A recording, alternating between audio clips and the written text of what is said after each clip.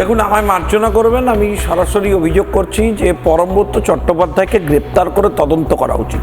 এবং সেটা এই জন্য নয় যে উনি কাকে রগড়ে দেবেন বলেছেন কি রগড়ে দেবেন বলেননি, এটা কোনো এফআইআর নয়। এফআইআর ওনার জন্য আসছে, ওনাকে তৈরি হতে বলবো। যে দেউচা পাঁচামিতে একাধিক আদিবাসীদের সাথে তিনি যে প্রবঞ্চনা করেছেন সরকারি পদে থেকে, এবং কয়লা কেলেঙ্কারির অন্যতম অভিযুক্ত যে তিনি, তার ডকুমেন্টেশন রেডি হচ্ছে।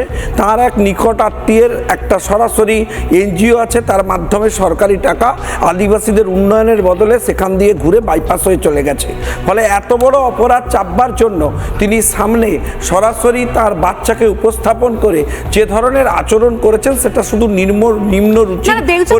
কমিটিতে তিনি যখন যান, তিনি যখন তার জায়গা পান, তখন তার বিয়ে হয়নি, বাচ্চাও হয়নি। তার কোনো এক্সপার্টিস নেই, কোনো এবিলিটি নেই।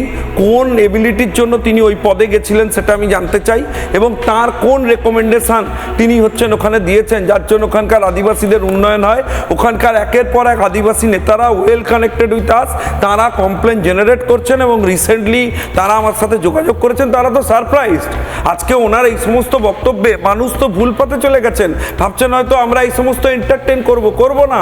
আমাদের দল এবং আমাদের সরকারের পলিসি স্পষ্ট। আমাদের প্রধানমন্ত্রীজি স্পষ্ট করে বলেছেন, যারা তৃণমূলের এই সমস্ত কাণ্ড কারখানায় যুক্ত তাদেরকে এটা ফেস করতেই হবে।